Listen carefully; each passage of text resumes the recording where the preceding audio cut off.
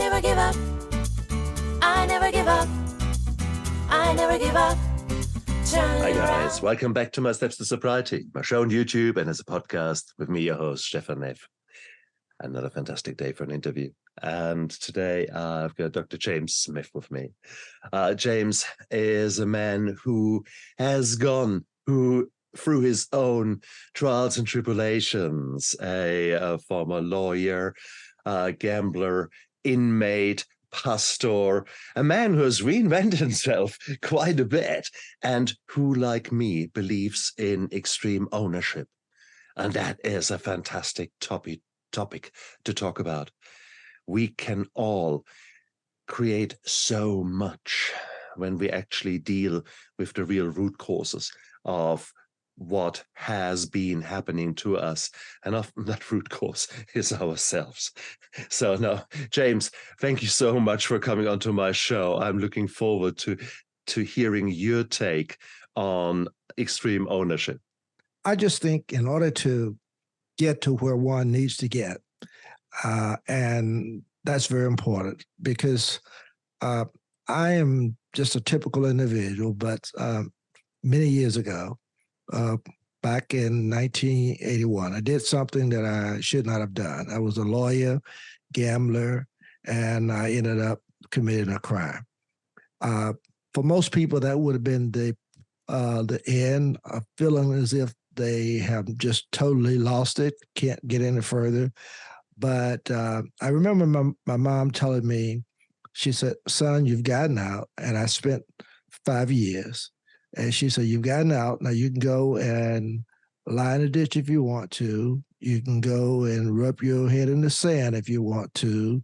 All folk are going to do is come by and kick more dirt on you or rub your head further in the sand. But if you want to get out, if you would just get out, then these same people would give you a helping hand. And that's what I decided to do.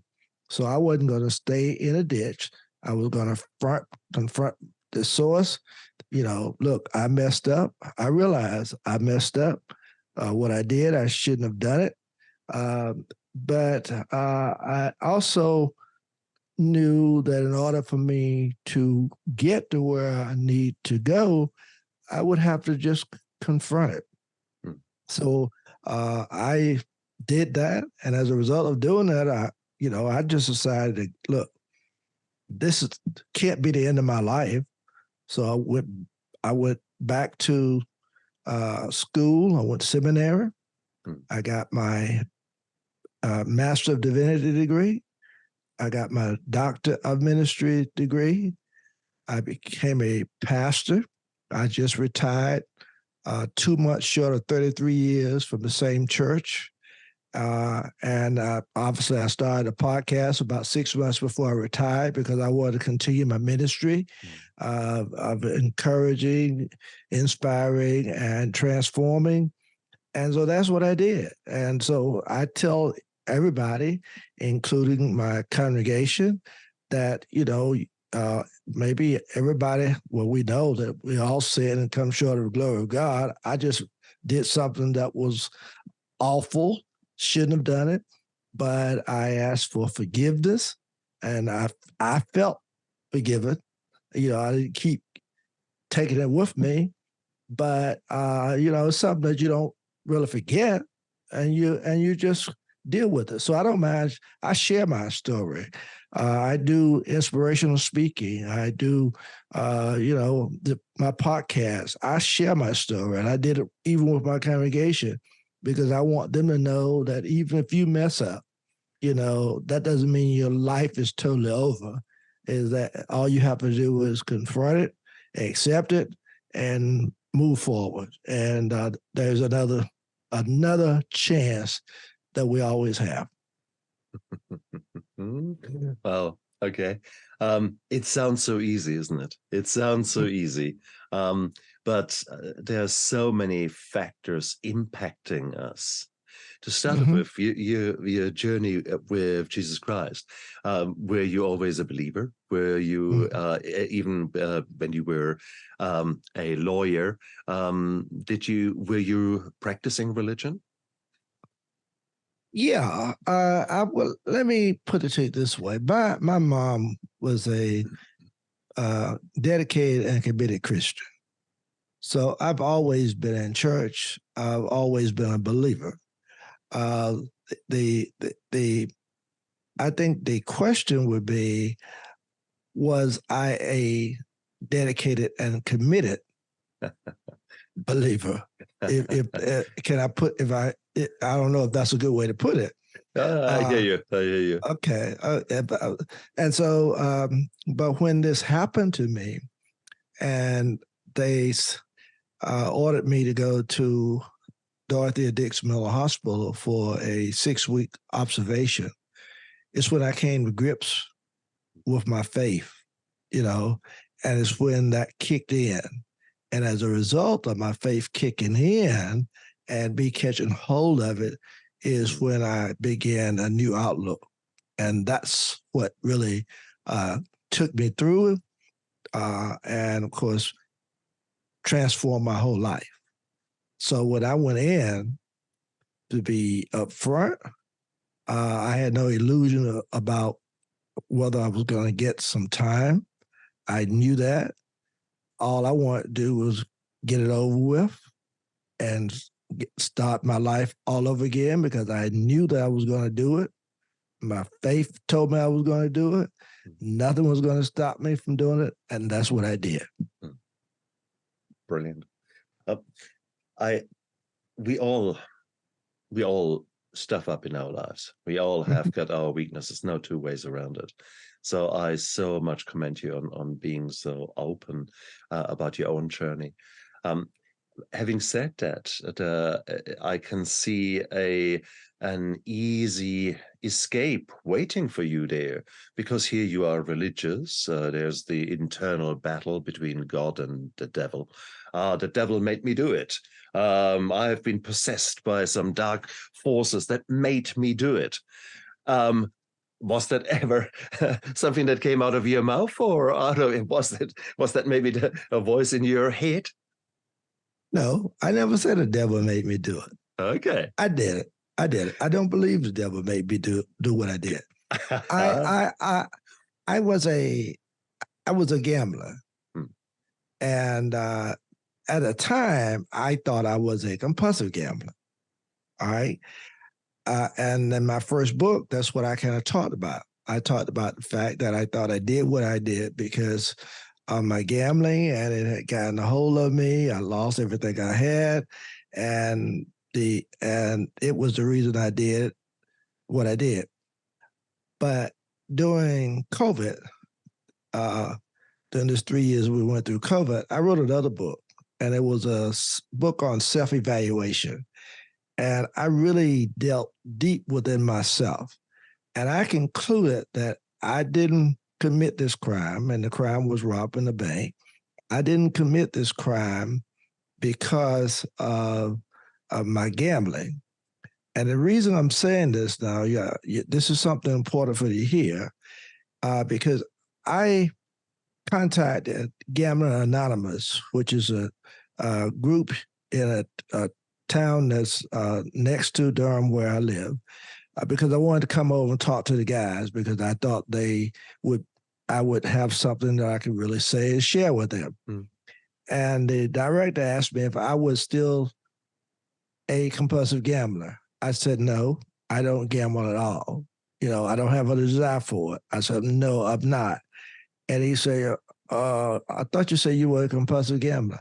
I say, well, I don't know. I say, but if you're saying that I'm still a gambler, that I know that's not true, because I have no desire for it. I just don't do it.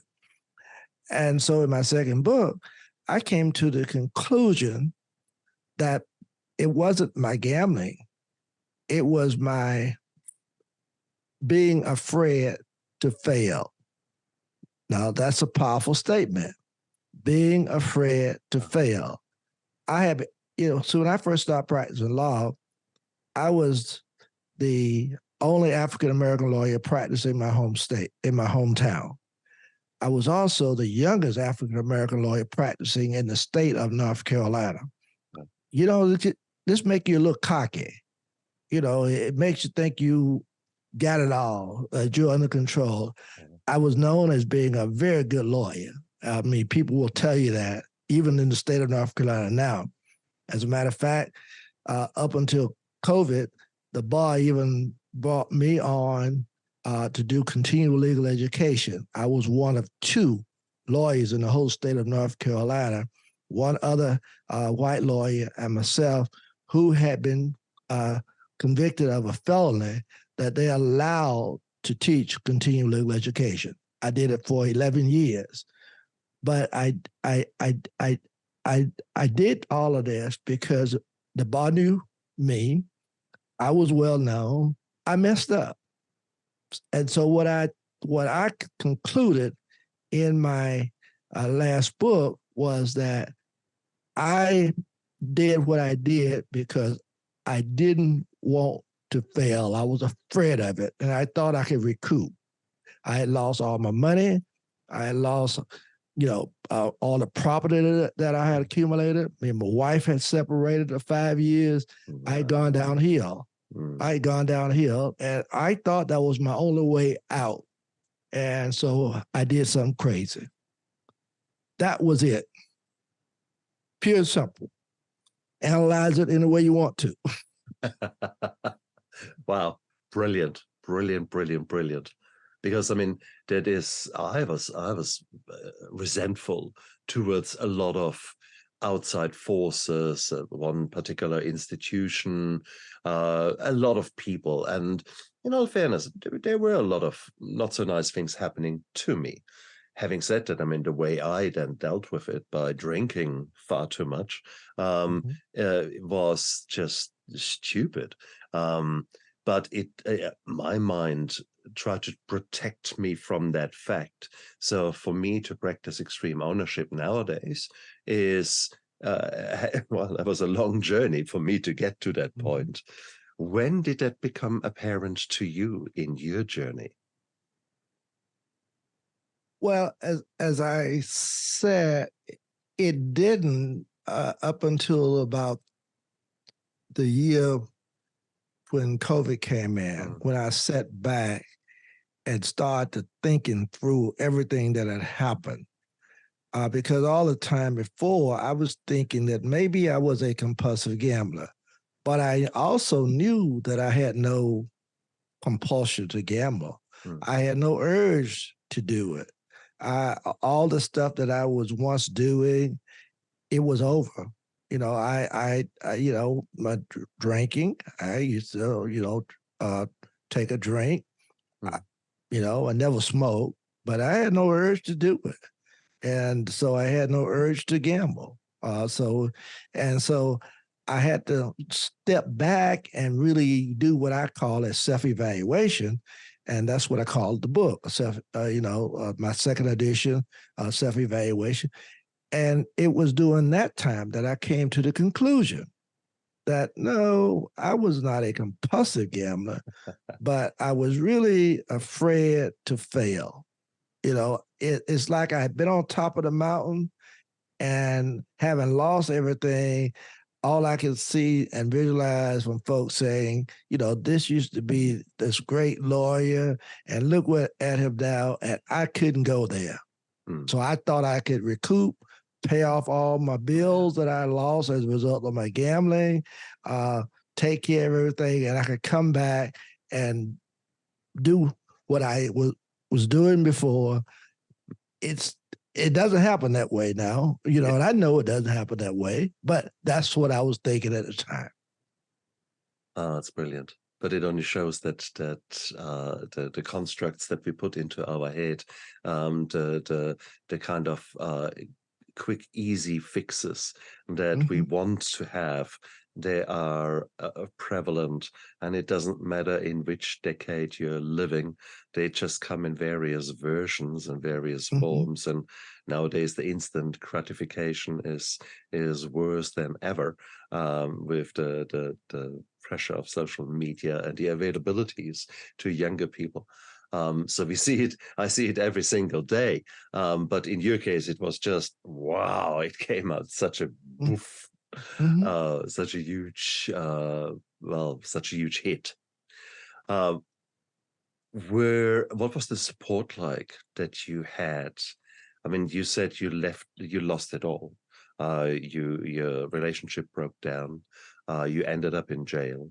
Was that a time when actually there was some support in jail, or was that just a pure survival time for you? You know, my family was very supportive. So it was, and as a matter of fact, had I used a little bit more, had stayed focused, let me put it that way, had I stayed focused, maybe I wouldn't have even done what I did, because my family would have perhaps bailed me out, but I was the only one who had in the family gone to law school, only one who was practicing law. And so I thought I knew what was best. So family couldn't tell me anything, you know. That might just okay. Fair call. Fair call. You were you the first one going to university? Yeah. Mm.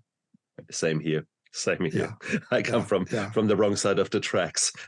So yes, I had early on. I'm a self-made man. That of course comes with that kind of arrogance, with that kind of swagger. Yeah. I want to slap myself when I think of the old guy. But that was us then. That was the self-made thing, and in the 80s, that was what the American society put on a pedestal, and many other societies as well. Germany just as much. When did humility and authenticity come in? That's a very good question, but I can answer it. You know, I was when I was at the mental hospital, and that was before I was sentenced to confinement, the 5 years.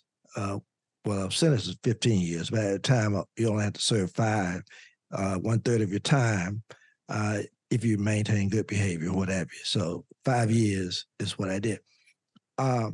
But prior to that time, after the crime, I was sent to the mental hospital. And you can understand why. Here's this prominent lawyer doing this crazy thing. Yeah. Something had to be wrong, okay? Yeah. So when I came out of the mental hospital, not yet out of the mental hospital, I was on bond. My bond had been reduced from $100,000 down to $10,000. At the time, I didn't have a job. I knew I couldn't go back to the law office. I knew it was all over. And so I had to get some work. My mom was living with me, and I wanted to make certain the things were okay with her. So one of my friends had a service station. He let me work at the service station. So I pumped gas, washed windshields. I worked with him perhaps for about maybe a month.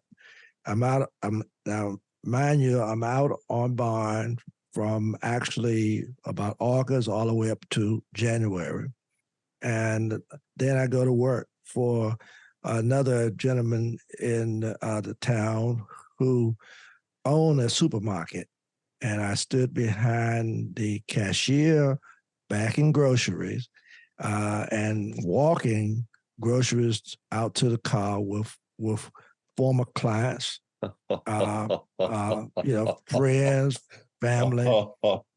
And it is this time that humility set in. It was like I thought I was up on the mountaintop. This is a quote that I have in my book. I came from practicing law to pumping gas and bagging groceries. That's when humility set in. Wow.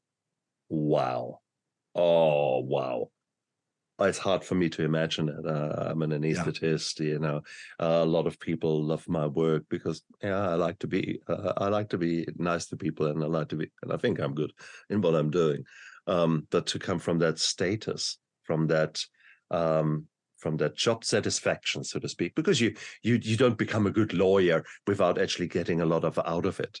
You identify yourself. How long did you practice law? About 10 years. Did you do anything else during that time?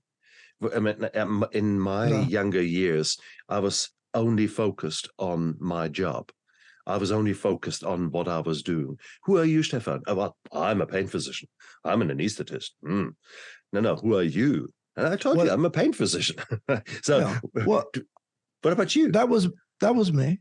Yeah. I did nothing but practice law. I opened a restaurant and club, but practicing law was really what I did for that 10 years while I was out. Got into gambling with a lot of my professional friends who were much older than I was, and then just went down the wrong path.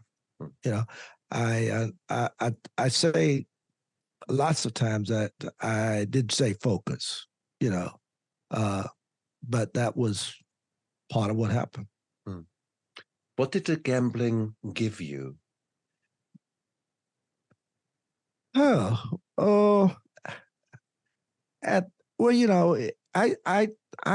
put it like this: when it was just a feeling of being with the guys. Everybody got together on Fridays, after work. We had a drink. We had a little I like to say circle that we went from one bondsman to a barber to another lawyer. We went around in a circle, and when you went to the house, the either the girlfriend or the wife, had a setup, so you could eat, and you could have a drink, and it was just fun. And you might win some money, you might lose some, and all of the guys knew each other, so there was no question about actually, getting to a point where you couldn't play. If you won, somebody wanted to borrow $500, you let them have it. If I was losing and I needed to borrow $500, they'll let me have it, because they know that the next week they would get it back, or during the week they would get it back. That was the way we played. So in the beginning, I won money, I lost money. But then it got to the point where it became, I just loved it. And, I stayed in the game too long. I began to lose too much because I didn't want to get up. The game was just so much fun. And when I knew anything without actually focusing, I was going downhill, and downhill. And when I woke up to everything, it was like, gee, I'm losing, borrowing money here, borrowing money there. And then that's what was happening to me. And you gotten to the point then, I'm losing my wife. I've lost properties that I've accumulated along the line. And here I am. What am I going to do? And you do something silly and crazy. Sure. Because you don't want to fall. You don't want to come off that mountaintop and go to the bottom. What I'm trying to understand is the primal need that was fulfilled by the gambling, because we are not doing things just because they're exciting. There is, I mean, for me, the alcohol turned me initially into a different person. It allowed me to come out. It allowed me to just be a different personality. And I loved that person. So initially the alcohol gave me a lot of benefits, really. But the gambling, the way you describe it, it seems that this was more a social kind of thing. And again, you would have to ask, well, okay, if that is so social and everyone knows each other, would it not have been relatively easy to say, hey, look, guys, I'm losing too much here? Would not have people spoken up to you and said, hey man, take it easy? Because these were supposedly friends who were there for you. Yeah. So I know there are 3-4 questions in what I've just said, but No, I'm just I hear you. And you get to a point wherein you think you are in control. So I can handle this. I'm a lawyer, just like, I was younger than the other guys I'm playing with, but I think I'm good. I think I'm just as good as they are, even though they're older than I am, but we're all playing. And and I don't think anybody realized that anybody was getting to that point, because everybody wanted to be this in control person. Even the other people that you're playing with, they don't want nobody to know that they are losing, and that they're about to lose their home, or a spouse is getting ready to leave them. They don't want nobody to know. So you were not the only one. Right. I wasn't the only one. As a matter of fact, when I went through my difficulties, everybody else who was doing it quit. Nobody kept gambling. It was so funny when I got out, I was asking, I said, y'all still going to these games? I said, no, when this happened to you, we all stopped. We ain't play no more. They finished. Excellent. So you were basically enablers, and it's exactly with the drinking buddies that you got, your so-called friends when you're an alcoholic. The majority of them are not friends. They are just glad that you are drinking maybe a little bit more than them. Therefore, they can blame you to be the alcoholic and them to be right. Well said. Okay, I didn't see that coming, but it's so logical now that you spelled it out. No, God, goodness. Okay. Wow. Here you were, being humbled literally by God or the universe, to be put in such a situation. But then you decided to become a minister and a pastor itself. So how did that work? I mean, what would I have done? I'm asking myself. And I probably would have tried to move to another state, to start new, and so that people don't know me. Was that something you did, or? Well, while I was out on bond, as I said, my faith kicked in. Yeah.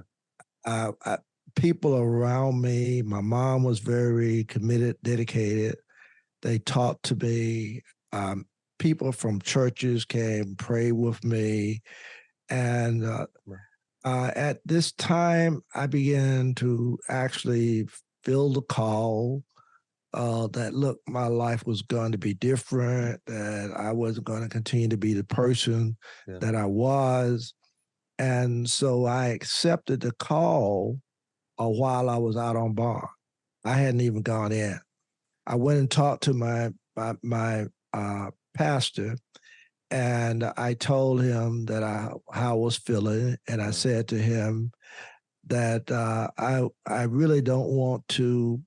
In the Baptist church, Missionary Baptist Church, we have what you call an initial sermon that they allow you to do when you feel the call to pastor. So I told him I didn't want to do my initial sermon until I got out. I was very realistic. I knew that I was going to get some time.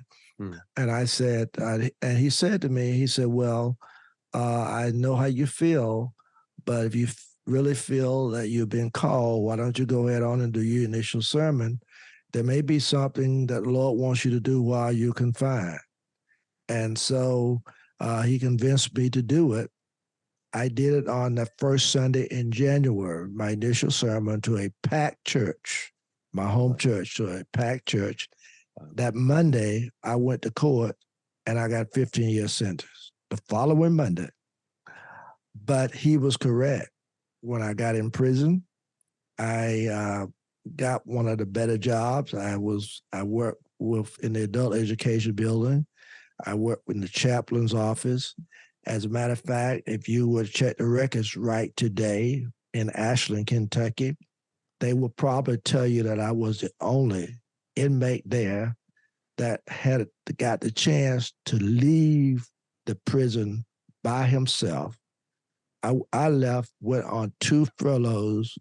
One, I traveled by plane by myself and came back when I went to D.C. for a week seminar with Prison Fellowship. I went out again to Stallstown, Pennsylvania for another Prison Fellowship seminar for a week. That's while I was confined at Ashland, Kentucky. Oh, wow. Okay. It was so interesting. Actually, right now, if you could talk with a gentleman by the name of David Haley, who was the Prison Fellowship Director in Kentucky at the time. He is now here in North Carolina. He came to my installation service when I was called as pastor. And when I retired, 2 months short of 33 years, he came back to my retirement in November. That's just how things went for me. And so I know that, some higher power was directing all of this with me. I went through the correction institution without an infraction at all. No infractions whatsoever.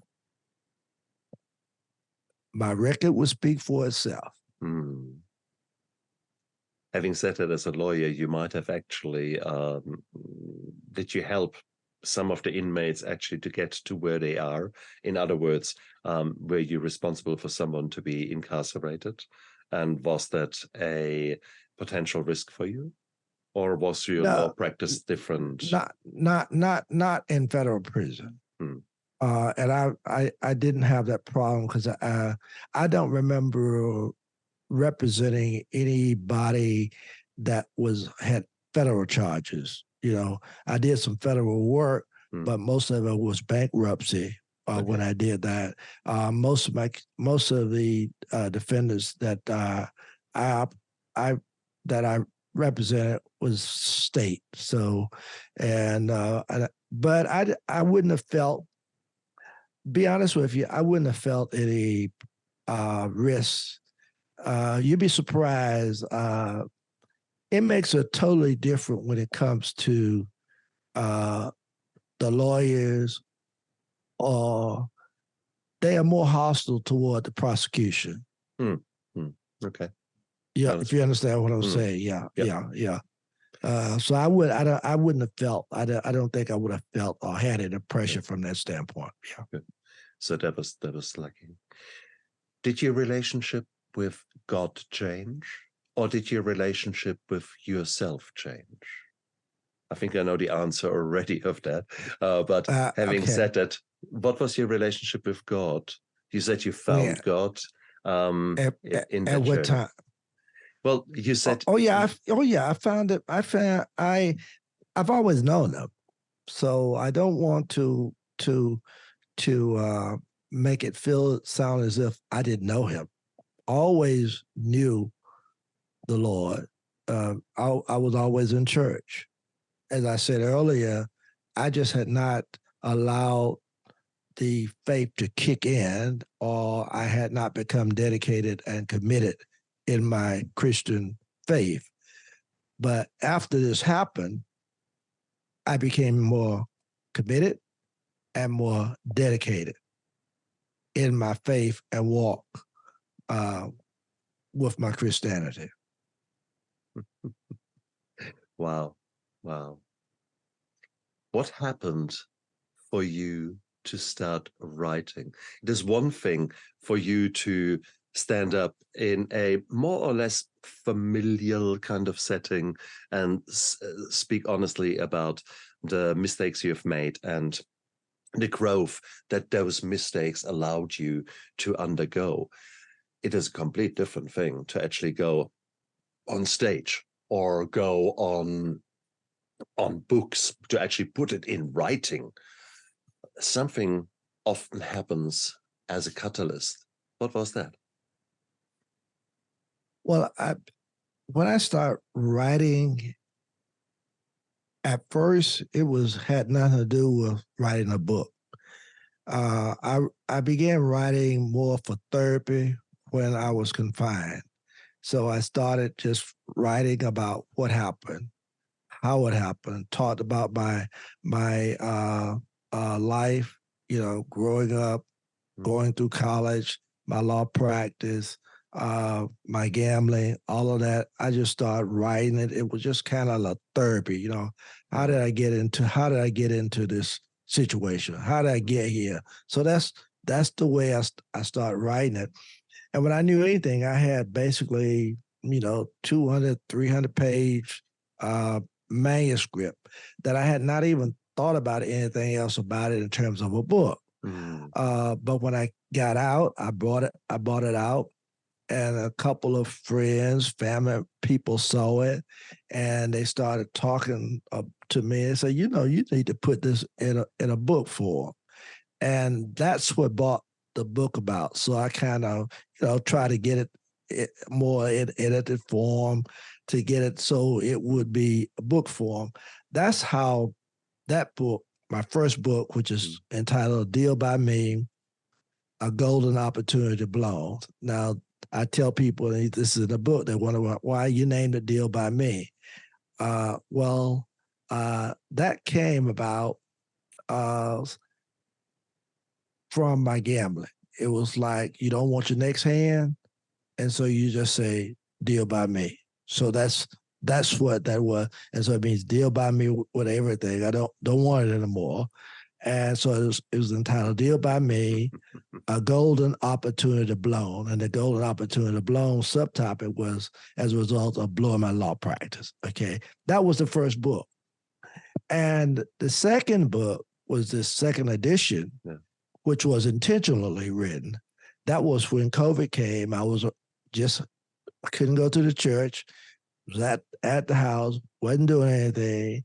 And after remember talking with the director of the Gambling Anonymous house, I started just reflecting on my life. I started just thinking about stuff, what did I learn from what I went through, taking a self-evaluation of my whole life.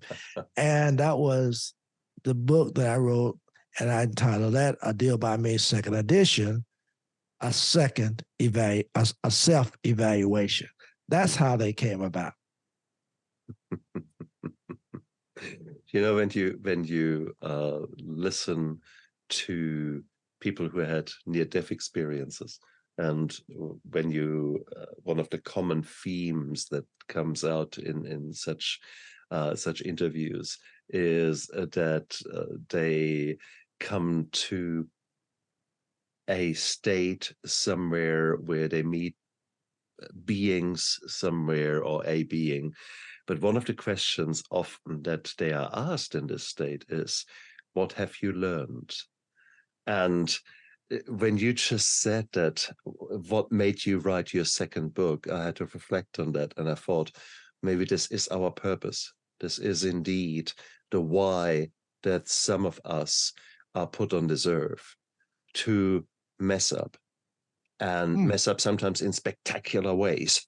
And then actually get up, dust ourselves off, let the bruises heal, and teach about the lessons that we have learned. And I think you're the prime example there.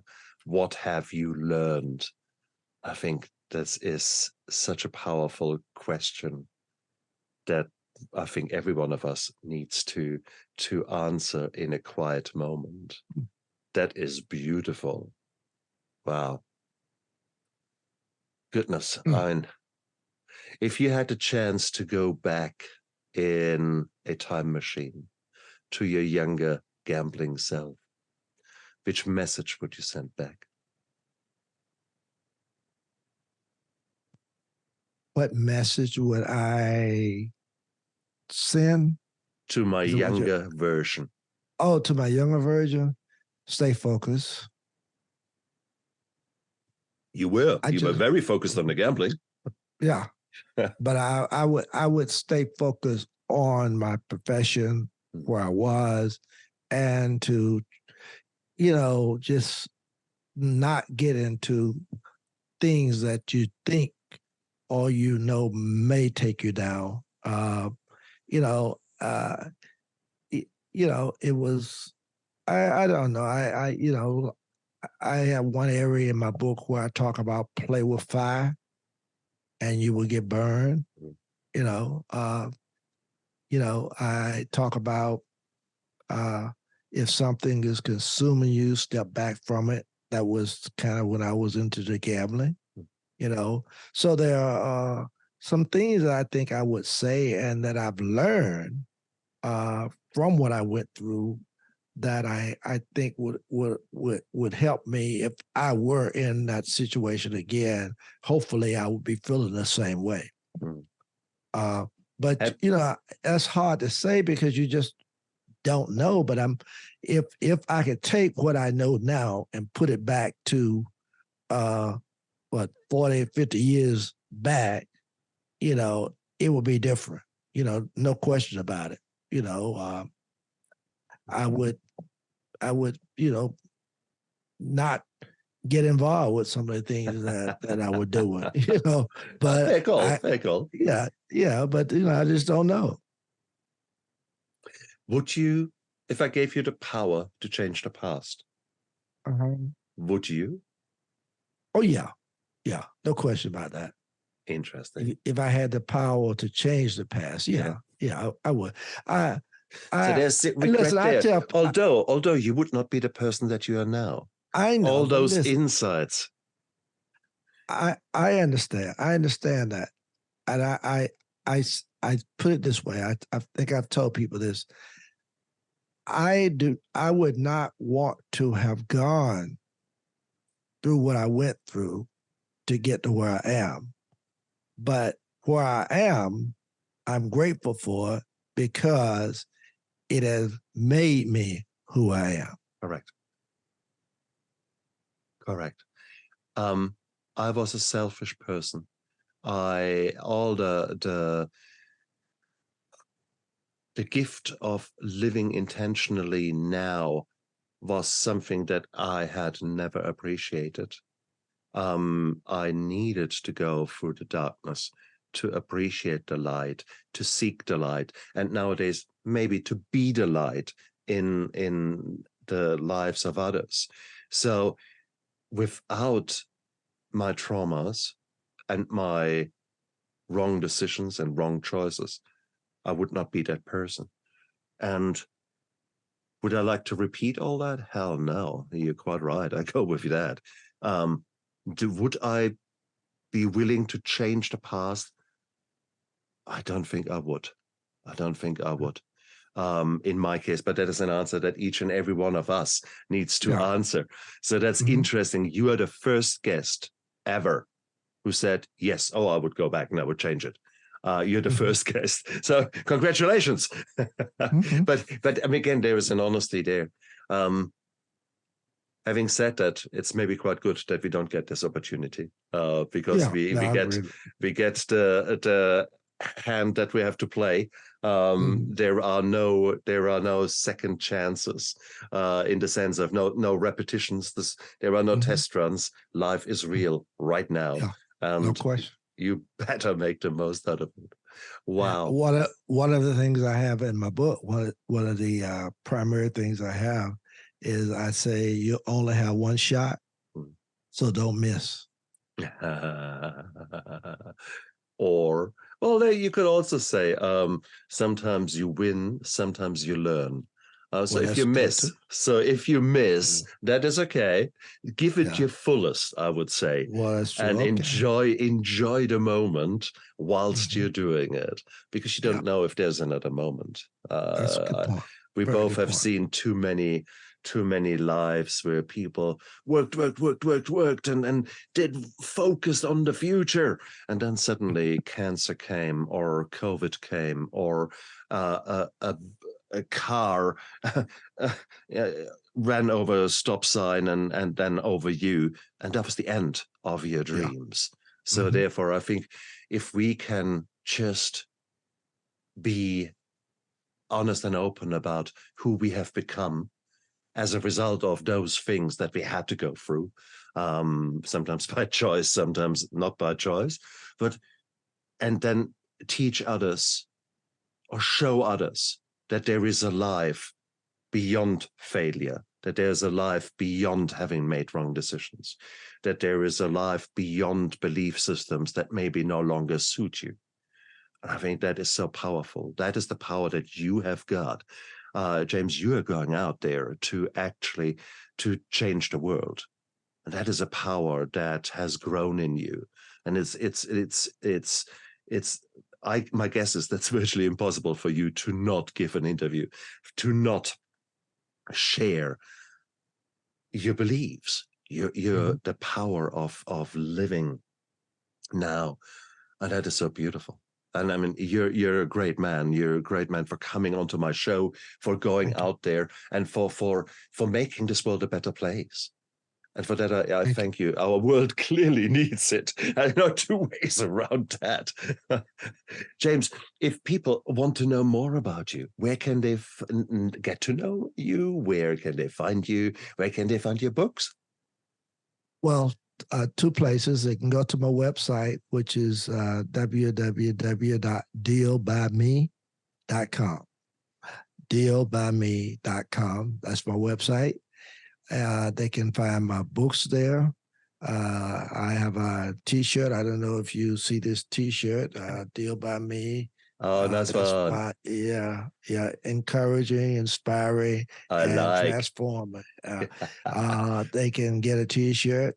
I'm also a inspirational speaker, so they can call me to give an inspirational speech for them. Yeah. I can also get my books from Amazon.com. Both of them. As a matter of fact, those two books. I've written another book that we didn't talk about. I was appointed to serve as a moderators for the General Baptist State Convention of North Carolina. And at that point, the president asked me to work with churches throughout the state of North Carolina because I had a legal background that had conflict. So I wrote another book that's entitled "Come Let Us Reason Together." So that's on another subject. But I've had quite a, my experiences have been great since I've gotten out over these, since 1986. It's been a steps forward all the way. And so I can't, there's nothing that I can say that would be negative. I'm very pleased with where the Lord has taken me. Mm-hmm. But that's where they can find my book, on Amazon.com, and also on my website, www.dealbyme.com. Brilliant. And guys, look down there into the description of the YouTube video and of the show, in the show notes on the podcast, because you get all these links there. James, thank you so much. You were a very inspiring guest on my show. You made me reflect on quite a few things, and for that I'm very grateful.